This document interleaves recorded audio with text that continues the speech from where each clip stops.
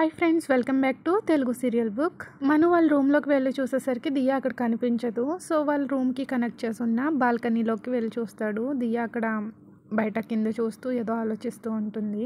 మను కొంచెం evil smile ఇచ్చుకుని నెమ్మదిగా చప్పుడు చేయకుండా దియా వెనక్కి వెళ్ళి వెనక నుంచి 2 చేతులతోని గట్టిగా పట్టుకుంటాడు. ఇక్కడ ఒంటరిగా ఏం చేస్తున్నావు మై డియర్ వైఫ్ అని షోల్డర్ మీద ఒక ముద్దు పెడతాడు. దియా వెంటనే ఉలికిపడి మను చేతులు 2 విడిపించుకుని మన వైపు సీరియస్గా తిరిగి, ఏం చేస్తున్నావు? నీకు తెలుసు కదా నాకు ఇలాంటివన్నీ ఇష్టం ఉండవని. Okay leave it. ఈరోజు నేను చాలా హ్యాపీగా ఉన్నాను. నా హ్యాపీనెస్కి కారణం నువ్వే. అందుకే థ్యాంక్ యూ చెప్పడానికి వచ్చా. ఇంట్లో ప్రతి ఒక్కళ్ళు హ్యాపీగా ఉన్నారంటే దానికి కారణం నువ్వే, ఈవెన్ పిల్లలు కూడా అంటూ మను ముందుకు వస్తాడు. దియా చేయి పుచ్చుకోబోతాడు. దియా వెంటనే 2 స్టెప్స్ వెనక్కేసి చేతులు 2 వెనక్కి పెట్టేసుకుంటుంది. నేను ఇదంతా చేస్తుంది పిల్లల కోసమే. వాళ్ళని నా వైపు టర్న్ చేసుకోవాలంటే ఇలా చేయక తప్పదు. మనకు అసలే టైం ఎంతో లేదు అంటూ దియా లోపలికి వెళ్ళిపోతుంది రూమ్లోకి. దియా ఇదంతా కావాలనే చేస్తుందని చెప్పేసరికి మను కొంచెం హర్ట్ అవుతాడు. తను కూడా దియా వెనకాలే వాళ్ళ రూమ్లోకి వెళ్తాడు. దియా, నువ్వు ఓన్లీ ఇదంతా కాంట్రాక్ట్ టైం అయిపోతుందనే దానికోసమే చేస్తున్నావా? మాతో నువ్వు అసలు హ్యాపీగా లేవా? ఒకసారి ఆ కాంట్రాక్ట్ విషయం పక్కన పెట్టి ఆలోచించు. నీకు నాతో కిడ్స్తో ఉండడం ఇష్టమా కాదా? నాతో టైం స్పెండ్ చేయడం ఎంజాయ్ చేస్తున్నావా? అను మాట్లాడుతూ ఉంటాడు. తను చెప్పేది కూడా కంప్లీట్ అవ్వదు. ఈలోపే దియా డ్రెస్సింగ్ రూమ్లోకి వెళ్ళిపోతుంది. మను అలా పేషెన్స్గా వెయిట్ చేస్తాడు దియా వచ్చాక మాట్లాడదామని. ఈలోపు దియా డ్రెస్ చేంజ్ చేసుకుని రూమ్లోకి వచ్చేసి తన బెడ్ మీద పడుకుంటుంది. దియా అంటూ దియా దగ్గరికి వెళ్తాడు. కొన్ని సెకండ్స్కి అలా పడుకోగానే దియా నిద్రపోతుంది. ఏం చేయలేక అనుకుని గుడ్ నైట్ అని తను కూడా బెడ్ మీద పడుకుంటాడు స్ట్రైట్గా.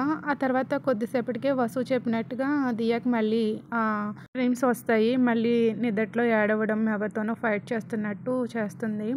అప్పుడు మళ్ళీ వసు చెప్పింది మొత్తం గుర్తొస్తుంది. మను ఒక ఈవిల్ స్మైల్ ఇచ్చుకుంటాడు, ఛాన్స్ దొరికిందిరా అన్నట్టు. అప్పుడు ఒక డెవిలిష్ స్మైల్ ఇచ్చి తన కాలు దియా కాలు మీద వేసి కొంచెం దగ్గరకు లాక్కుంటాడు. అలాగే చేతులు 2తో దియా ఫేస్ని గట్టిగా పట్టుకుని తన గుండెలకి హత్తుకుంటాడు. ఇది పర్ఫెక్ట్ ప్లేస్, నువ్వు ఉండాల్సింది నా పక్కన కాదు ఇక్కడ అనేసి తన గుండెలకి ఇంకా గట్టిగా హత్తుకొని దియా హెయిర్ స్మెల్ చూస్తూ ఎంజాయ్ చేస్తూ ఉంటాడు ఆ అరోమాని.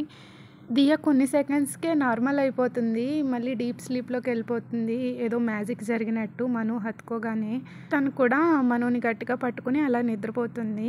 మను తన హ్యాండ్ని బ్యాక్ సైడ్ హ్యాండ్తో మొత్తం దియా బాడీని ట్రేస్ చేస్తూ ఉంటాడు. తన ఆర్మ్ నుంచి చేతులు చివరి వరకుని. ఆ తర్వాత తన రైట్ హ్యాండ్ థంబ్తో దియా లెఫ్ట్ చీక్ మీద సర్కిల్స్ వేస్తూ ఉంటాడు. ఆ స్మూత్ సాఫ్ట్ స్కిన్ని ఎంజాయ్ చేస్తూని. మీకు ఇప్పటికే అర్థమైపోయి ఉంటుంది, ఇక్కడ దియాని కామ్ చేద్దామని మాత్రమే కాదు అలా పట్టుకుంటా. తనకి దియా పైన ఉన్న ప్రేమ, కోరిక, లస్ట్ ఇవన్నీ కూడా మనుని అలా చేసేలా చేస్తాయి. మను తను చేసేదంతా కూడా చాలా రొమాంటిక్గా, ప్యాషనేట్గా చేస్తూ ఉంటాడు. సింపుల్గా చెప్పాలంటే అదంతా కూడా మనుకి దియా మీద ఉన్న ప్రేమ. దాన్ని అలా ఎక్స్ప్రెస్ చేయాలో తెలియక అలా చేస్తూ ఉంటాడు. ఆ తర్వాత మను దియా ఫేస్ని చూస్తూ, ఫైనల్లీ నా వైఫ్తో లవ్లో పడిపోయా. The great Manindra Bhushan fall in love with his dear wife. I love you Mrs Diya Bhushan అనుకుని స్మైల్ ఇచ్చి దియా ఫోర్ హెడ్ మీద కిస్ చేసి గట్టిగా పట్టుకుని తను కూడా నిద్రపోతాడు హ్యాపీగా. ఆ నెక్స్ట్ మార్నింగ్ పొద్దున్నే విశాల్ ఆఫీస్కి వచ్చేస్తాడు. ఆబ్వియస్గా తెలుసు కదా వసు కోసమే. ఒక చేతితో కొన్ని ఫ్లవర్స్, అలాగే ఇంకో చేతితో చాక్లెట్ బాస్కెట్స్, గిఫ్ట్ ర్యాపర్ ఉంటుంది కదా, దాంతో వస్తాడు. విశాల్ రిషి క్యాబిన్కి వెళ్ళగానే వసు ఆల్రెడీ అక్కడే ఉంటుంది. విశాల్ తన ముందర పెట్టేసరికి వావ్ చాక్లెట్స్ అనేసి వసు ఎగ్జైట్మెంట్తో లేచి కిడ్ లాగా గెంతుతూ ఉంటుంది. ఆ బాస్కెట్ ర్యాపర్ ఓపెన్ చేసి చూస్తే వావ్ ఇవన్నీ నా ఫేవరెట్ చాక్లెట్స్ అంటుంది. నీకోసమే తెప్పించా అంటాడు యూఎస్ నుంచి.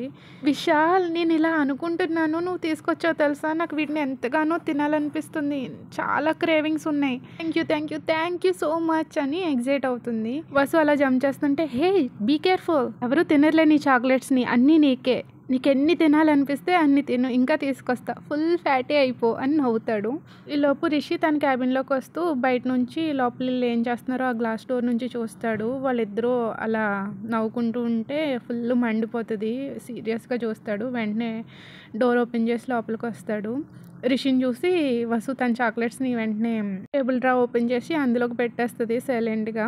గుడ్ మార్నింగ్ సార్ అని చెప్పేసి అక్కడ నుంచి బయటకు వెళ్ళిపోతుంది రిషికి కాఫీ తీసుకొద్దాం అనేసి. రిషి మాత్రం వాళ్ళిద్దరి వైపు సీరియస్గా చూస్తూనే వెళ్ళి తన చైర్లో కూర్చుంటాడు. విశాల్, ఇది ఆఫీస్ అనుకున్నావా ఏమనుకున్నావు? ఇక్కడ కొన్ని రూల్స్ రెగ్యులేషన్స్ ఉంటాయని తెలుసు కదా. అసలు నువ్వు యూఎస్ నుంచి ఇక్కడికి ఎందుకు వచ్చావు? నా ఎంప్లాయీస్తో ఫ్లర్ట్ చేయడం ఆపుతావా? ఎస్పెషల్లీ నా అసిస్టెంట్ వస్తారతో. ఇంకోసారి నువ్వు తన పక్కన కనిపించావో బాగోదు అంటూ రిషి తన చైర్లోంచి లేస్తాడు. ఓ, అయితే నీ ఆఫీస్లో నీకు మాత్రమే రూల్ లేదనమాట. ఒక బాస్గా నువ్వు నీ అసిస్టెంట్తో పడుకోవచ్చు, తన్ని ఫ్లర్ట్ చేయొచ్చు, నేను మాత్రం ఏం చేయకూడదా? నీకొక రూల్ నాకొక రూలా? ఇప్పుడే చెప్తున్నా, వస్తారా అంటే నాకు ఇంట్రెస్ట్ ఉంది, నాకు కూడా తనతో అంటాడు. ఈలోపు విశాల్ నోటి వెంట వస్తారా అనే నేమ్ వినబడగానే ఫుల్ రేస్తో వచ్చేసి ఒక్కటిస్తాడు చెంప మీద, టైట్ ఫిస్ట్ పెట్టి గుద్దుతాడు. రిషి అలా గట్టిగా పంచవగానే విశాల్ కింద పడిపోతాడు. అయినా సరే రిషి అక్కడితో ఆగాడు, వెళ్ళి విశాల్ మీద కూర్చుని ఫుల్ గుద్దుతూ ఉంటాడు పంచిస్తూ. ఈ నోటి వెంట ఇంకొకసారి తన పేరు ఎత్తావో అంటూ తన కాలర్ పట్టుకుని కొంచెం లేపుతాడు పైకి. ఇప్పుడు తను నా అసిస్టెంట్ వస్తారా, అర్థమవుతుందా? నేను తనతో పడుకుంటాను, తనతో ఫ్లర్ట్ చేస్తాను. వసుధార నా ప్రాపర్టీ, నాకు సంబంధించింది. తనని వాడుకుని పడేస్తాను, లేదంటే తిరిగి మళ్ళీ వాడుకుంటాను. నువ్వెవడరా మధ్యలో అంటూ ఫుల్ కోపంలో ఏదేదో మాట్లాడేస్తూ ఉంటాడు. రిషి కళ్ళు కూడా ఫుల్ రెడ్ అయిపోతాయి ఆ కోపానికి. అయినా సరే విశాల్ ఏం మాట్లాడు, ఒక సర్కాస్టిక్ స్మైల్ ఇస్తాడు. రిషికి అర్థం కాదు, ఏంటి ఇలా నవ్వుతున్నాడు అనుకుంటాడు. అప్పుడు నెమ్మదిగా ఇలా అంటాడు, బ్రో ఒకసారి వెనక్కి తిరిగి చూడు అని కన్ను కొడతాడు. రిషి వెనక్కి తిరిగేసరికి అక్కడ వసు నిల్చుని ఉంటుంది. తన కళ్ళ నిండా నీళ్లు తిరిగిపోయి ఉంటాయి. రిషికి ఏం చెప్పాలో అర్థం కాదు. వస్తారా, అది నేను చెప్తుందా ఆ ఉద్దేశంతో కాదు అంటూ ఉంటాడు. వసు కూడా నోట మాట రాదు. రిషి వైపుకి తన చెయ్యి చాపి, మిస్టర్ హెగ్డే లైన్లో ఉన్నారు, మీతో ఇంపార్టెంట్ మ్యాటర్ మాట్లాడాలంట అని ఫోన్ ఇస్తుంది. ఆ తర్వాత అది ఇంపార్టెంట్ మూల రిషి ఏమనలేడు, ఆ ఫోన్ తీసుకుని బయటకు వెళ్ళిపోతాడు తనతో మాట్లాడడం కోసము. ఆ తర్వాత రిషి ఇంకా వసు వైపు అలా చూస్తూ ఉంటాడు క్యాబిన్లో వర్క్ చేస్తూ. వసు మాత్రం అసలు తల పైకి ఎత్తదు, రిషి వైపు చూడదు. వాళ్ళిద్దరి మధ్యన ఆల్రెడీ ఒక మిస్టేక్ జరిగింది కదా, జరిగింది ఏదో జరిగిపోయింది, ఇప్పుడు నేనేం చేయలేను అనుకుంటాడు. నేను తినతో ఎంత డిస్టెన్స్ మెయింటైన్ చేసి ఎంత దూరంగా ఉందామనుకున్నా తను మళ్ళీ నన్ను అట్రాక్ట్ చేస్తుంది. నేను తనకి అట్రాక్ట్ అవ్వడం మా ఇద్దరికి కూడా మంచిది కాదు అనుకుని ఇంకా వసు ఎలాగ సైలెంట్గా ఉంది కదా అని ఆ టాపిక్ ఎత్తకుండా ఇదే మంచిది, ఇలాగే మెయింటైన్ చేద్దాం డిస్టెన్స్ అన్నట్టు ఆ టాపిక్ ఎత్తాడు. ఇంకా తను కూడా సైలెంట్ అయిపోతాడు ఏం మాట్లాడకుండా. ఆ తర్వాత మను వాళ్ళ ఇంట్లో కిడ్స్ రూమ్లో ఇందు కిడ్స్తో మాట్లాడుతూ ఉంటుంది. సారీ బేబీ, నాకు నీ బర్త్డే అని ఎవరైనా చెప్పుంటేనా అది కన్నా బాగా సెలబ్రేట్ చేసి ఉండేదాన్ని. బర్త్డేకి ఎవరైనా హోమ్ మేడ్ కేక్ చేస్తారా? అలాగే ఫ్యామిలీ అందరితో కలిసి కూర్చుని భోజనం చేస్తే దాన్ని ఎవరైనా పార్టీ అంటారా అంటుంది ఇందు. దియా అటు నుంచి వెళ్తూ యాక్సిడెంటల్గా వాళ్ళ కన్వర్జేషన్ వింటుంది. కనీసం ఆవిడ ఆ విధంగా అయినా సెలబ్రేట్ చేశారు, కానీ నువ్వు మా కన్న తల్లి అయ్యి ఉండి మా బర్త్డేని మర్చిపోయావు అంటూ తన ఫేస్ని పిల్లోలో పెట్టుకుని అడవడం స్టార్ట్ చేస్తుంది పింకీ. దియా వాళ్ళ రూమ్ దగ్గర ఆగి చూడడం ఇందు చూస్తుంది. ఇప్పుడు హ్యాపీయా, సంతోషంగా ఉన్నావా? ఓ హలో, నేనేం చేశాను? నీకు నీ కిడ్స్ గురించి సరిగ్గా చూసుకోవడం రాకపోతే దానిలో నా తప్పేముంది? అసలు ఈ ప్రపంచంలో ఏ కన్న తల్లైనా తన బిడ్డల బర్త్డే మర్చిపోతుందా అనేసి దియ్య చేతులు కట్టుకుంటుంది. అలా వాళ్ళిద్దరూ గొడవ పడడం స్టార్ట్ చేస్తుంటే ఈ లోపు పింకీ మళ్ళీ పైకి లేచి, ప్లీజ్ మీరిద్దరు బయటకు వెళ్ళిపోండి, నాకు ఎవరి మాట ఎవరిని చూడాలని లేదు అంటుంది. దియ్య ఇందు మీద ఉన్న కోపాన్ని కొంచెం కంట్రోల్ చేసుకుని అణిచిపెట్టుకుని కిందకి వెళ్ళిపోతుంది బ్రేక్ఫాస్ట్ చేసి ఆఫీస్కి వెళ్దామని. ఈ లోపు అను ఇలా అంటుంది, దియ్య ఈ రోజు ఆఫీస్ నుంచి కొంచెం త్వరగా వస్తావు లేదా ఆంటీ? ఆఫీస్ నుంచి రావడానికి చాలా టైం పడుతుంది, వర్క్ చాలా పెండింగ్ ఉందనేసి ఎక్స్ట్రా అవర్స్ కూడా చేయమన్నారు మను అనేసి మను వైపు చూస్తుంది. హా మామ్, దియా నేను కలిపి వస్తాం, లేట్ అవుతుంది రావడానికి అని. ఎందుకు అడిగావు అనేసి మను అడుగుతాడు అనుని. ఏం లేదు మను, మన దూర బంధువు ఒక అతను చాలా రోజుల నుంచి బెడ్ మీదే ఉన్నాడు, నిన్న రాత్రి సడన్గా పోయారు. సో నేను డాడ్ ఈ రోజు వెళ్తున్నాం, అయితే వెళ్ళండి, అందులో ఏముంది అని మను అడుగుతాడు. అది కాదు మను, సన్నీ కూడా ఊర్లో లేడు కదా, ఏదో టోర్నమెంట్ ఉందని వేరే ఊరు వెళ్ళాడు. పిల్లలకి రోజు హాఫ్ డేనే, వాళ్ళు వచ్చే వరకు మేము ఎలాగో ఉంటాము, వాళ్ళు వచ్చిన తర్వాత వాళ్ళని ఎవరు చూసుకుంటారు మేము అలా వెళ్ళిపోతే? మీరేం దిగులు పడకండి అత్తయ్య, నేనున్నాను కదా, నేను చూసుకుంటా అంటూ ఇందు స్టెప్స్ మీద నుంచి తీతూ వస్తుంది. అను ఏం చేయలేక ఇంకా తనకి అప్ చెప్తుంది ఎవరు లేక. ఆఫీస్లో మను ఫుల్ క్లాస్ పిక్తో ఉంటాడు అందరికీ, తన డిపార్ట్మెంట్ ఎంప్లాయీస్కి. ఇప్పటి వరకు ఏదైతే పెండింగ్ వర్క్స్ ఉన్నాయో అన్నీ కంప్లీట్ చేసి అప్పుడే వెళ్ళాలి ఇంటికి, అర్థమవుతుందా?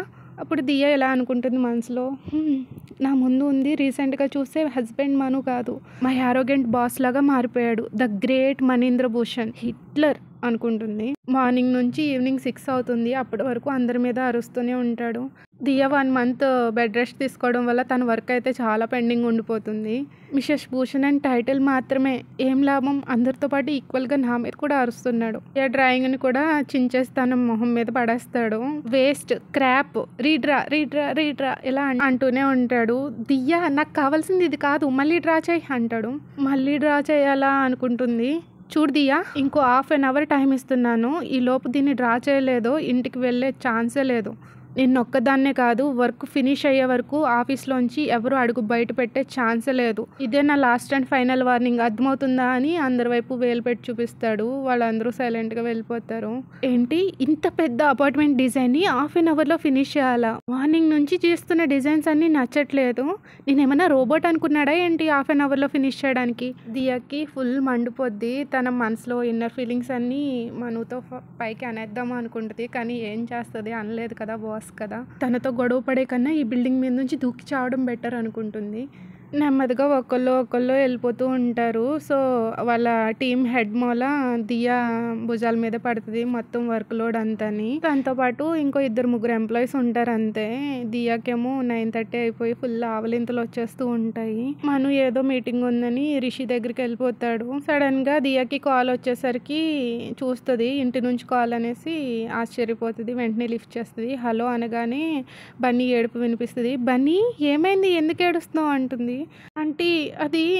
ఆంటీ పింకీ, ఏంటి బన్నీ చెప్పు, ఏమైంది, ఎందుకు ఏడుస్తున్నావు అని మళ్ళీ అడుగుతుంది. ఆంటీ, పింకీ బెడ్ మీద నుంచి లేవట్లేదు, ఆఫ్టర్నూన్ నుంచి అలా పడుకునే ఉంది, నాకు భయంగా ఉందా ఆంటీ అంటాడు. దియా చాలా ప్యానిక్ అయిపోతుంది. కానీ పైకి స్లోగా స్వీట్గా మాట్లాడుతుంది. బన్నీ, మీ అమ్మ ఎక్కడుంది అని అడుగుతుంది. ఏమో ఆంటీ, మా అమ్మ ఎక్కడికి వెళ్ళిందో నాకు తెలీదు, మేము చాలాసేపటి నుంచి ఒంటరిగానే ఉన్నాము. ఈలోపు బన్నీ దగ్గర నుంచి గీతు ఫోన్ తీసుకుని మాట్లాడుతుంది. హలో మ్యామ్, పింకీకి చాలా జ్వరం వచ్చింది, తను అసలు కళ్ళు తెరవడం లేదు. అది వినగానే దియాకి అర్థమైపోతుంది సీను. వెంటనే ఫోన్ కట్ చేసి మనుకి కాల్ చేస్తుంది. కానీ మను ఎన్నిసార్లు చేసినా లిఫ్ట్ చేయడు. అప్పుడు దియా ఎలివేటర్ బటన్ చాలా హార్డ్గా ప్రెస్ చేస్తూనే ఉంటుంది. చేసేసి రాగానే రిషి ఫ్లోర్కి వెళ్తుంది. అక్కడికి వెళ్ళేసరికి ఆ ఫ్లోర్ సెక్యూరిటీ చెప్తాడు, రిషి సార్ మను సారు బయటకు వెళ్ళి చాలాసేపు అయింది, ఇంకా రాలేదు అని. దియా వెంటనే మళ్ళీ కిందకు వచ్చేసి మను క్యాబిన్కి వెళ్తుంది. అక్కడ తన కార్ కీస్ ఉంటే అవి తీసేసుకుని వచ్చేస్తుంది ఫాస్ట్గా.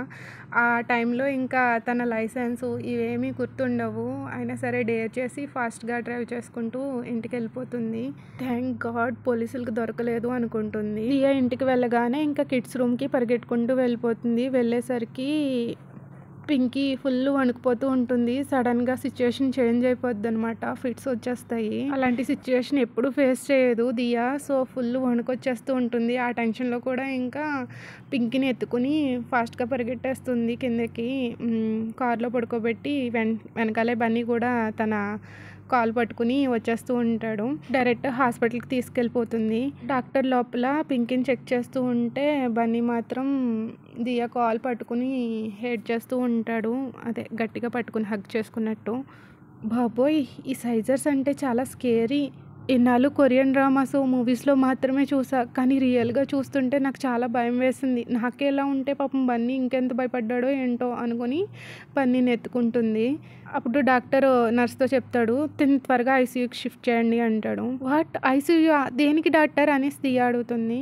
ఫిట్స్ వచ్చాక జ్వరం వచ్చిందంటే అది పర్వాలేదు, కానీ జ్వరం వచ్చిన తర్వాత ఆ జ్వరంలో ఫిట్స్ వచ్చినాయి అంటే అది చాలా డేంజర్ అని చెప్పి పింకీని ఐసీయూకి తీసుకెళ్ళిపోతారు. దియా ఒంటరిగా ఉండడంతో చాలా టెన్షన్ వచ్చేస్తుంది. చాలాసార్లు మనుకి ట్రై చేస్తుంది కానీ కాల్ లిఫ్ట్ చేయడం. ఈలోపు డాక్టర్ బయటకు వచ్చి, మిసెస్ భూషణ్, దానికి స్పృహ వచ్చింది, కానీ టెంపరేచర్ మాత్రం చాలా హై ఉంది, అది తగ్గే వరకు ఏం చెప్పలేము, మీరు జాగ్రత్తగా ఉండండి, ధైర్యంగా ఉండండి అంటాడు. ఆంటీ, నేను పింకీని చూడాలి అంటాడు బన్నీ ఏడుస్తూ.